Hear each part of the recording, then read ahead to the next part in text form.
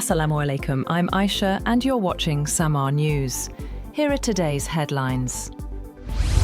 US forces at Qatar's Al Udeid airbase have placed Patriot missiles into mobile truck launchers as tensions with Iran increase. Al Udeid is the largest US military base in the Middle East. According to an analysis of satellite images, the move allows the missile systems to be deployed more quickly or repositioned defensively in the event of a potential Iranian attack. The shift from semi-static launcher stations to mobile platforms reflects heightened risks amid rising regional friction. US President Donald Trump is set to host Israeli Prime Minister Benjamin Netanyahu at the White House today. Netanyahu is expected to urge President Trump to expand US talks with Iran beyond its nuclear program, to include restrictions on Tehran's missile arsenal and other regional security concerns. The meeting will mark Netanyahu's 7th visit with Trump since the president returned to office nearly 13 months ago. The talks come ahead of the next round of US-Iran discussions, following nuclear negotiations held in Oman last week amid heightened tensions in the Middle East. US President Donald Trump has hinted at deploying a second aircraft carrier to the Middle East as Washington and Tehran prepare to resume negotiations aimed at preventing a new conflict. Trump said he was considering the move despite ongoing diplomatic efforts. Talks between the United States and Iran were facilitated by Oman last week. Iran's foreign ministry said the discussions helped gauge Washington's seriousness and showed enough common ground for diplomacy to continue. The Kremlin says Russia will seek clarification from the United States over new US restrictions on Venezuela's oil business, amid complaints the measures exclude Russian involvement. Russian officials, including Foreign Minister Sergei Lavrov, have described the US limits as discriminatory and are in talks with Washington over the issue. The US Treasury recently issued a general license to facilitate oil and gas exploration and production in Venezuela, but it does not authorize transactions involving Russian or Chinese nationals or entities. Moscow's outreach reflects broader tensions over energy and geopolitical influence in the region.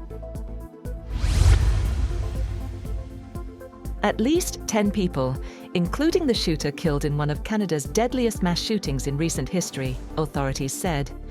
6 victims were found inside Tumbler Ridge Secondary School in British Columbia, 2 at a nearby residence, and another died en route to hospital. The suspected shooter, described as a female wearing a dress, was found dead at the school from an apparent self-inflicted injury. Police said there are no other suspects or ongoing threats. At least 2 others were hospitalized with life-threatening injuries, while up to 25 received treatment for non-life-threatening wounds. Officials confirmed counseling would be offered to students and the community. Tumbler Ridge, a remote town of roughly 2,400 people, has a small, tight-knit community. British Columbia Premier David Eby and Canadian Prime Minister Mark Carney expressed condolences to victims' families. Colombian President Gustavo Petro narrowly escaped an assassination plot while flying with his daughters, officials said. His helicopter was unable to land as planned due to threats from drug traffickers, forcing the aircraft to remain over open waters before safely reaching an alternate location with naval support. Petro, who has faced repeated threats since taking office in August 2022, remains on permanent alert amid rising violence ahead of presidential elections. The assassination attempt coincided with the kidnapping of Senator Ada Quilquio in Coca. She and her bodyguards were safely released. Israeli Prime Minister Benjamin Netanyahu says he is heading to the United States for talks with President Donald Trump, marking his 7th visit since Trump began his 2nd term. Speaking at Ben Gurion Airport, Netanyahu described the relationship between Israel and the United States as uniquely close and unprecedented, both at the personal and state level. He said discussions during the visit will focus on Gaza, broader regional issues, and above all, negotiations with Iran. Netanyahu said he would present Israel's views on key principles guiding the talks, which he said are vital not only for Israel, but for peace and security across the Middle East. Indonesia says a proposed multinational peacekeeping force for Gaza could number around 20,000 troops. President Prabowo Subianto's spokesman said Indonesia could contribute up to 8,000 personnel, though no terms of deployment or areas of operation have yet been agreed.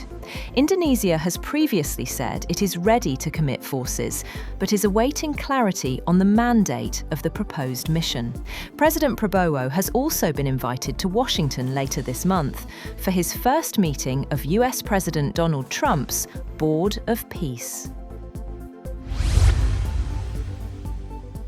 A White House official reiterates President Donald Trump's opposition to Israel annexing the West Bank, saying a stable West Bank is vital for Israel's security and the broader peace process. The statement comes after Israeli far-right ministers announced measures expanding control over settlements and religious sites, including Hebron and Rachel's tomb. The actions have drawn condemnation from 8 Muslim-majority countries, the United Nations and European nations, which called the moves illegal and destabilizing. Israel's measures, defended by Minister Bezalel Smotrich, have raised concerns over renewed violence and the undermining of a two-state solution. That's all for now. For more updates, visit www.samar.tv. Thank you for watching Samar News.